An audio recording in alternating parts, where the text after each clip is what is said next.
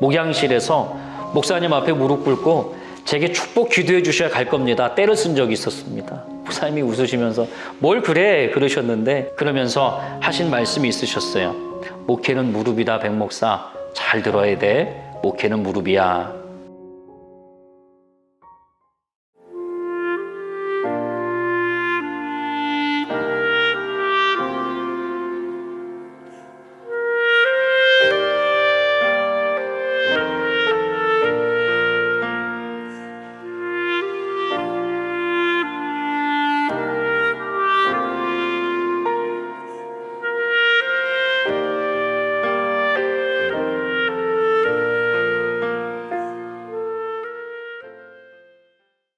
안녕하십니까.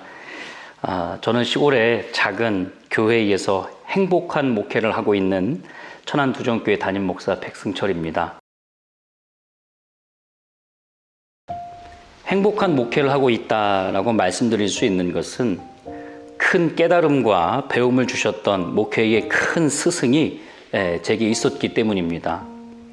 신학교를 졸업하고 전임으로 이제 순천 성은교회에 부임하게 되었거든요. 이제 첫 번째 전임지였는데, 가서 그곳에서 1년 동안 기도하는 것과 제자 교육하는 훈련을 받고, 두 번째로 사역지가 전주에 있는 성암교회로 이렇게 가게 되었습니다. 근데 그곳에서 당회에 문제가 좀 있어가지고 목사 안수 받은 지 얼마 되지 않아서 이제 옮길 수밖에 없는 상황이 되었습니다. 그래서 어쩔 수 없이 이제 세 번째로 천안중앙교회로 옮기게 됐고, 그런 일련의 과정들을 쭉 살피면서 사도행전에 나오는 사도들의 모습과 스데반 집사님의 모습이 떠오르더라고요. 하나님께서는 사도들에게 예루살렘과 사마리아와 땅끝까지 이르러 내 증인이 되라 이렇게 말씀하셨는데, 제자들, 아니 사도들은 자기의 삶의 자리에서 떠나려고 하지 않았고, 스데반 집사의 박해를 통해서 흩으시는 그 하나님의 손길을 통해 깨닫게 되는 제자들의 모습, 가만히 지금 와서 생각해 보면 첫 전임지도, 두 번째 사역지도, 그리고 천안중앙교회까지 오게 되는 모든 과정들도 하나님께서 특별히 저를 사랑해 주셔서 이렇게 오게 하지 않았나라는 그런 생각을 하게 됩니다. 사실 전주 성암교회의 이 담임 목사님과 저의 스승이신 이순 목사님과는 70일 동기셨습니다. 형님 동생으로 지내고 있었던 터라 아주 잘 아셨고요. 제가 천안중앙교회 부임하기도 전에 이미 한번 전에 성암교회에 있던 목사님을 모시고 우리 이순 목사님 뵈러 올라올 때 운전도 좀 하고 이렇게 해서 곁에서라도 한번 뵌 적이 있었습니다. 그런데 이제 전임지에 문제가 좀 생겨서 당회원 가운데 어려움이 있다 보니까 제가 이제 천안중앙교회로 오게 되는 과정 속에 이제 형님 동생 하시면서 그 텀에 김병문 목사님께서 저희 전임자셨는데 이제 다른 사역지로 가게 되시고, 그 자리가 비어서 마침 그때에 한번 보내봐라 이렇게 말씀하셨다고 하시더라고요. 그래서 저도 이렇게 추천서 한 장 들고 천안중앙교회 오게 되었고, 그리고 목사님을 뵙게 되었습니다. 근데 그렇게 한 이후에 횟수로는 한 6년, 7년 이렇게 목사님하고 같이 사역을 배우면서 한 것 같습니다.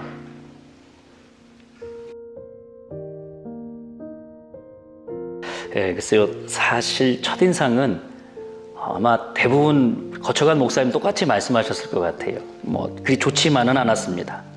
무엇인가 막 딱딱한 것 같고 사무적인 것 같고 각이 잡혀 있는 듯한 그런 느낌을 많이 받았습니다. 나중에 이제 알게 되었지만 하사관 출신으로 베트남 참전 용사셨습니다. 그런데 그것이 오히려 남들은 어렵다는데 제게는 목사님께 적응하는데 빠르게 된 이유 중에 하나가 바로 목사님께서 군인 출신이셨다는 거였습니다.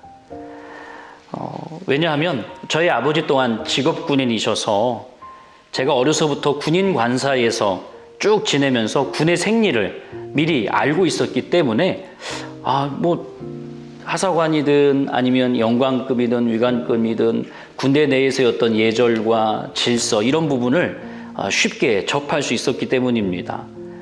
규율에 엄격하시고 늘 질서를 강조하시고 매사에 정확 철저가 몸에 배신 우리 이순 목사님 셨기에 제가 어려서부터 생활 속에서 그렇게 배우며 자란 저에게는 목사님께 적응하는 것이 큰 무리가 없었고 오히려 더 쉽게 적응할 수 있었던 것 같습니다.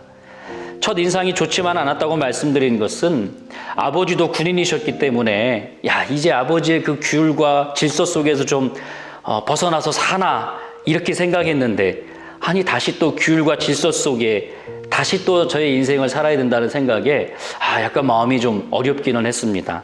그런데 시간이 지나면서 차츰 목사님을 이렇게 알아가다 보니까 아니 세상의 그 질서와 규율 속에 가장 중요한 사랑이 그득 담기신 분이셨습니다. 그러다 보니까 규율과 질서가 더욱 중요하다는 사실을 깨닫게 되었고 제가 가지고 있는 목회의 철학 속에 또 저의 목회 이념 속에 이런 규율과 질서라는 부분이 자리 잡게 되는 하나의 계기가 되었던 것 같습니다.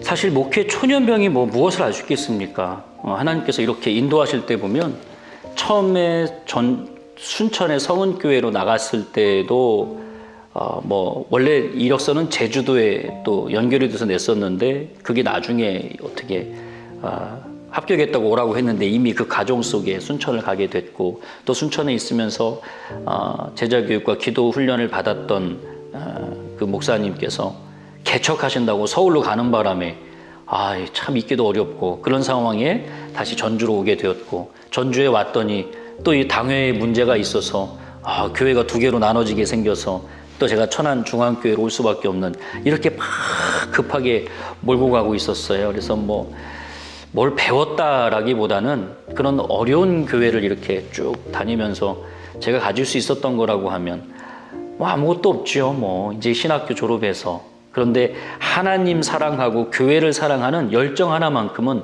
누구보다도 많다 자부할 수 있었습니다. 그렇게 길들여지지 않은 야생마 같은 저를 이 모양 저 모양으로 하나님께 길들여지도록 가르쳐 주신 분이 우리 이순 목사님이십니다. 때로는 엄중하게, 또 때로는 부드럽게, 때로는 미소로, 때로는 심할서로 목회의 원리와 방향 등을 가르쳐 주셨습니다.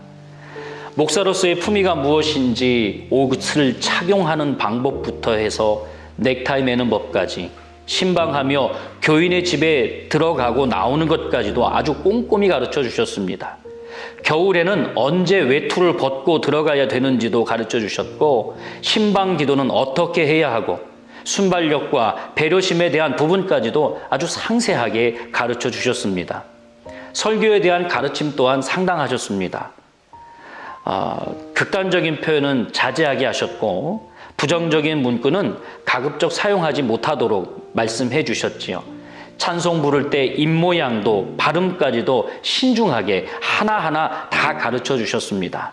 뿐만 아니라 앞에서 우리 목사님도 한번 보여주셨지만 전화 예절 하는 것까지도 아주 면밀하게 가르쳐 주셨지요.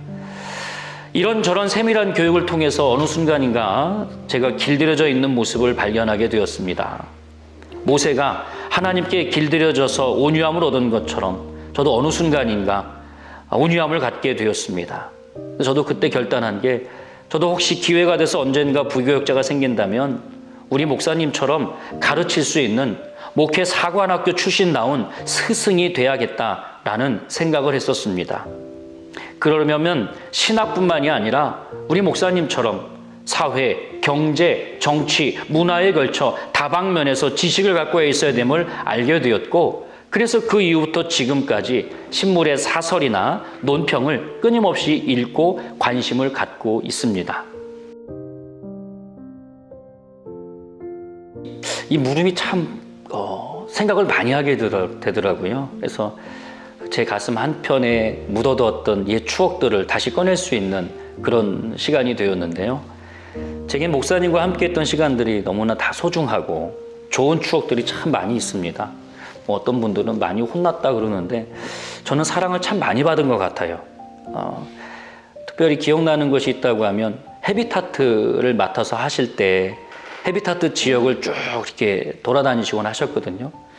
그때 새벽 예배 마치고 나서 목사님이 저를 부르시더니 함께 갈 곳이 있다 그러시더라고요. 그래서 또 어디로 가시나 보다 하고 나섰는데 한 4시간을 달려간 것 같아요. 경기도 아마 가평 어디쯤이었던 것 같은데 헤비타트 장소였습니다.